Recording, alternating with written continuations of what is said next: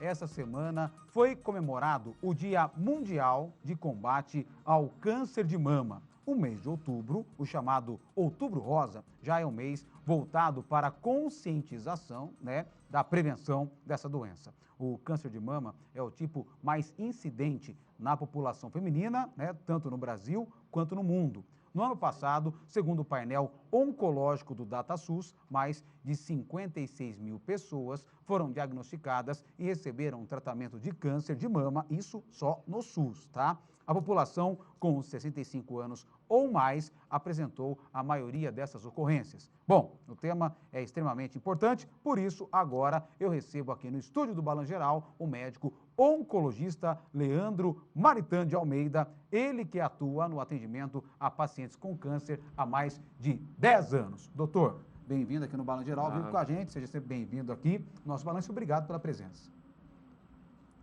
E agora já vou fazer a primeira pergunta para o doutor, já aproveitar. Doutor, já fala para a gente sobre essa questão. A doença hoje, ela é diagnosticada geralmente de uma maneira tardia, E é muito importante, então, que a mulher procure um profissional ou até mesmo faça o autoexame, é isso? Quanto antes? Sim, realmente, essa é uma data muito importante, Esse mês é um mês de conscientização para as mulheres sobre o câncer de mama. E através dessa campanha, acaba disseminando informações importantes para as mulheres, fazendo com que elas tenham maior conhecimento da doença. Por exemplo, é muito importante as mulheres saberem quais são os primeiros sinais que podem surgir numa mulher com câncer de mama. No caso, um surgimento de um nódulo na mama, e geralmente esse nódulo é um nódulo endurecido. Pode surgir com alterações da pele, a pele ela pode ficar mais avermelhada, ficar com aquele aspecto de casca de laranja. Isso no corpo todo? Isso geralmente na região da mama. Na região da mama mesmo. Isso. Tá. E a campanha também ela enfatiza a questão da prevenção, É muito importante as consultas médicas regulares, saber que existem alguns fatores de risco que aumentam a chance de se ter essa doença, no caso, a obesidade, consumo de bebida alcoólica em excesso, pacientes que ficam com terapia hormonal, faz terapia hormonal por longas datas.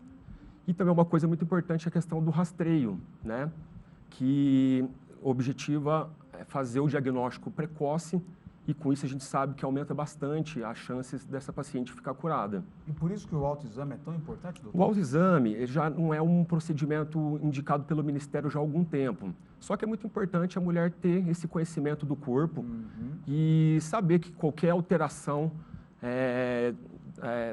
que surja no corpo, ela deve procurar um atendimento médico com urgência, Então, qualquer dúvida, o doutor falou que geralmente é um nódulo um pouco mais enrijecido. É um nódulo mais endurecido. E ela percebe, E aí ela já, nesse caso, ela tem que, antes de tirar qualquer conclusão, procurar um profissional. Eles falam do autoexame, assim, porque o ideal é detectar esse nódulo antes dele ser palpável, Então, através desculpa interromper, mas quando ele já está palpável, é porque ele já está avançado? Ele já está um pouco mais avançado, com certeza. Entendi. A mamografia ela consegue identificar alterações mais precoces, Hoje, pelo Ministério, é recomendado fazer a mamografia a cada 2 anos em pacientes de 50 a 69 anos de idade, aquelas que não tenham nenhum sintoma. E é um exame relativamente simples, É um pouco desconfortável, mas que realmente tem muito benefício em relação a esse diagnóstico precoce. Olha, nós temos inclusive agora um relato de uma mulher que passou por uma situação como essa e ela vai aproveitar esse espaço. E você que está em casa também, agora pega o celular, tem aqui o número na tela, você pode mandar sua pergunta aqui para o doutor Leandro Almeida, ele que é oncologista, está ao vivo comigo agora, 12h11, no Balan Geral. Vamos acompanhar esse depoimento. Meu nome é Daniela, eu tenho 53 anos. Quando eu estava com 40 anos, num exame de mamografia de rotina, eu descobri um câncer metastático, um câncer de mama metastático, com um diagnóstico de 2 meses de vida. Na hora eu fiquei... Sumiu, o mundo sumiu, os pés... Mas eu olhei para a médica e eu falei para a médica assim, doutora, Quem sabe se eu vou viver 2 meses, 2 anos ou 10 anos, é Deus, não é a senhora. E eu vou voltar aqui para provar para a senhora que eu vou viver, e muito. E estou aqui hoje, e eu voltei lá e falei para ela. O câncer de mama não é um diagnóstico de morte.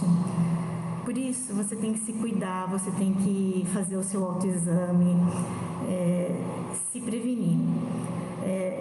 Sentiu qualquer coisa, procura o médico, porque quando ele é descoberto no começo, a chance de vida é muito grande, né? Então, não deixe de se cuidar, não deixe de se prevenir, de ir ao médico, de fazer os exames de mamografia. E quando você descobrir uma doença dessa, não se entregue, tenha fé, confie em Deus. Doutor, muito importante esse relato dela, né? E o que chama muita atenção é a questão psicológica também, porque além do médico tratar essa questão da doença em si, também tem esse lado psicológico que para ela fez toda a diferença, imagino que também para muitos pacientes, né? Com certeza. O tratamento oncológico do câncer, ele engloba uma avaliação de vários profissionais, tá? Incluindo psicólogos, nutricionistas. Então, realmente, um paciente com diagnóstico, ele acaba ficando fragilizado, né? E pelo relato dela, ela já com um diagnóstico de uma doença mais avançada, hoje em dia nós temos já terapias mais novas que conseguem realmente dar qualidade de vida e uma sobrevida bem maior do que esses pacientes tinham antigamente. Olha, está chegando muita pergunta aqui para o doutor Leandro. Quero agradecer o pessoal que está participando, aproveitando esse espaço dado aqui no Balanço Geral, essa prestação de serviço aqui no Balanço. A Luciene não mandou a cidade, mas ela mandou a dúvida dela. Ela fala sobre aqui, doutor, é verdade que radiação de aparelhos podem causar câncer? A Luciene. Sim, com certeza. Exames como tomografia, raio-x, até a própria mamografia utilizam como método de avaliação a radiação. E realmente a gente sabe que esses pacientes que ficam expostos a essa radiação têm um risco mais elevado de ter essa doença. E aqui uma outra pergunta também que chega é a Ana Andrade, de Pedregulho. Ela fala que perdeu uma irmã com câncer no intestino, teve uma outra irmã, melhor dizendo, né, que teve câncer de mama, né? E quais as probabilidades que eu também tenho de ter essa doença, doutor? Existem alguns critérios que nós que a gente precisa pedir realmente avaliações hereditárias. Existem alguns genes que são responsáveis por alguns tipos de câncer. Então, por exemplo, uma paciente jovem com câncer de mama já é uma das indicações de se testar, fazer essas avaliações genéticas. Pacientes que têm mais de um familiar com câncer de mama, câncer de ovário, também são candidatas a fazer essas testagens. E, com isso, fazer um aconselhamento familiar, porque se a paciente tem essa alteração genética, ela pode também testar os outros familiares que não têm a doença e, com isso, fazer exames de rastreios mais cedo e fazer um programa de rastreamento mais rigoroso com esses pacientes. Doutor Leandro, aqui a Charlene, de Franca, pergunta a partir de qual idade a gente já pode ter câncer de mama? Tem uma idade mínima? Não tem uma idade mínima, né? Geralmente, acomete jovens acima de 25, 30 anos, tá? Mas hoje em dia a gente vê diagnósticos cada vez maiores de pacientes jovens, viu? Olha, a Viviane de Porto Ferreira, ela já não fala do câncer de mama, mas fala do câncer, né? Que ela tem manchas escuras no pescoço. Isso pode ser câncer de pele? Deve procurar um médico? Acho que qualquer alteração no corpo foi aquilo que a gente estava conversando. A paciente tem que ter o autoconhecimento do corpo e qualquer mudança que foi encontrada realmente é procurar um médico para fazer uma avaliação mais detalhada, né? Franciane de Franca, doutor, tem muita pergunta chegando, doutor. Nós vamos juntos até umas 6 da tarde hoje aqui, viu? Mas é muito bom, isso é muito importante esse espaço. Doutor Leandro, quem usa prótese de silicone, a ultrassom é mais eficiente que a mamografia? Essa é uma pergunta muito frequente, né? Então, quem tem prótese mamária deve fazer os exames igual os outros que não têm, tá? Mamografia, ultrassom, se precisar complementar. Não tem um que é mais eficiente que o outro? Não tem. É a mesma coisa. Não, é a mesma coisa das outras pacientes. Olha, aqui é uma outra, a Thaisa de Franco tem uma dúvida parecida com a que já chegou aqui, né? Ela perdeu a mãe com câncer, né? E pergunta se pode ter também, no caso dela, o doutor falou que são casos específicos, né? Que tem que ser acompanhados de perto. Sim. É isso, doutor? E aqui, deixa eu ver, tem mais as perguntas, não param, deixa eu ver, tá chegando mais uma aqui, ó. Estou acompanhando o jornal como sempre, parabéns pelo trabalho. Sobre câncer agora, Novembro Azul, né, doutor? O Rubens está perguntando aqui. Tiago, importante reforçar também sobre o Novembro Azul, câncer de próstata. Essa campanha também que entra, que começa agora, também é muito importante, porém, tem muito preconceito, né, doutor? Muito preconceito ainda, mas realmente é algo muito simples, né? A gente tem que enfatizar isso para a população, que é um exame bem tranquilo, avaliação, acho que a partir dos 50 anos, todos os homens devem fazer, com uma avaliação com urologista, geralmente, né, que é o exame do toque, fazer exames de sangue e fazer também acompanhamento individualizado. Às vezes também os pacientes que têm histórico familiar, que têm algumas características que têm um risco maior de ter essa doença também. Nesse caso do câncer de próstata, né, do Novembro Azul, tem uma idade que o paciente deve fazer um exame mais específico, né, que os homens falam, olha, eu não vou fazer, vou adiando, não vou passar pelo médico. A partir de qual idade já não pode adiar mais, só o exame de sangue não vai resolver? É o que o Ministério recomenda. A partir dos 50 anos de idade, todos devem fazer. E no caso de pacientes com histórico familiar, de 1, 2, 3 familiares com câncer de próstata, começar esse rastreamento mais cedo. Olha, doutor Leandro, meu oncologista, devo muito a ele, hoje faço acompanhamento de 6 em 6 meses. Parabéns pelo espaço, pela entrevista. Nilza das Graças de Franca, tá? E os pacientes, doutor, os pacientes também, parabenizando aqui o doutor pela participação. Doutor, isso é muito importante, um reconhecimento, um carinho também, que é muito importante, né? Faz parte, né?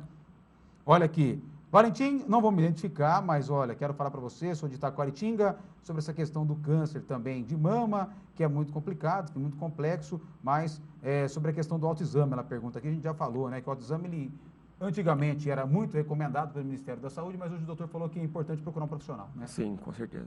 Tá aqui, vamos lá, mais perguntas chegando. Aqui, doutor Leandro, mandando aqui um abraço, agradecendo o Balan Geral pelo espaço. Marcos de Franca, câncer altera a plaqueta? Se tiver alguma pergunta que eu estou fazendo aqui, que eu estou pessoal repassando. Sim, sim. Né, doutor? E altera a plaqueta? Algumas doenças podem alterar a plaqueta e em si o tratamento também pode levar a essa alteração das plaquetas, com certeza. Olha, a Linda, que não mandou a cidade, mas falou assim, doutor, fiz mamografia uma vez, deu um nódulo, aí fiz ultrassom e não acusou nada. Isso pode acontecer? Pela mamografia, o exame ele consegue dar as características desse nódulo e, em alguns casos, precisa complementar com outros exames. No caso, ultrassom, em alguns casos também individualizados, fazer a ressonância das mamas. Então, isso é muito particular. E, às vezes, um exame pode não identificar, ser muito conclusivo e o outro conseguir complementar. Isso, às vezes, acontece, sim. 2 perguntas rápidas aqui. Uma da Adele, que fala assim, eu tenho cisto nos seios. Isso pode virar câncer? Cisto? Cisto, geralmente não. Cisto, geralmente, é uma alteração benigna, né? Claro que o profissional ele vai avaliar as características dessa alteração e sim, acompanhar isso da melhor forma possível, né? E uma pergunta curiosa aqui do João de Ribeirão Preto. Homem pode ter câncer de mama? Sim, com certeza. É uma situação mais rara, mas a gente, eventualmente, aparece esses pacientes no consultório e é uma doença que geralmente está ligada a alguma mutação. Esse é um dos critérios para poder se avaliar mutações hereditárias, o câncer no homem. Então, sim, ele pode surgir no homem também. É uma porcentagem menor que 1%, mas realmente pode acontecer. Tá aqui, para fechar, aqui só mandar um abraço da Jaqueline Fernandes. Ela fala, sou paciente do doutor Leandro, excelente médico, trato com ele no Hospital do Câncer. Mas muitos pacientes estão mandando aqui, agradecendo também o doutor. Doutor, nosso tempo está acabando, mas eu quero agradecer demais a sua participação aqui no Balan Geral. A gente estende o convite para outras vezes, quando o doutor achar pertinente algum assunto relacionado, Novembro Azul, Outubro Rosa, ou em qualquer outra época do ano. O doutor aqui é sempre muito bem-vindo. Se quiser aproveitar o espaço para dar um último recado, conscientização é o caminho, né, doutor? Claro, é um prazer estar aqui com vocês. Realmente, todas as mulheres terem essa consciência de fazer os exames regulares. A gente sabe que o diagnóstico precoce aumenta muito as chances de cura. E a gente sabe que a mamografia, já em estudos, ela diminui risco de mortalidade por câncer, né? Então, realmente é um exame muito importante para todas as mulheres. Tá certo. Doutor, muito obrigado pela presença mais uma vez. Volte sempre. Doutor Leandro Almeida comigo aqui no Balan Geral. E agradecendo vocês. Tem muita pergunta chegando, mas depois a produção encaminha direto para o doutor e a gente encontra um meio de vocês passarem e falar direto com ele, tá bom?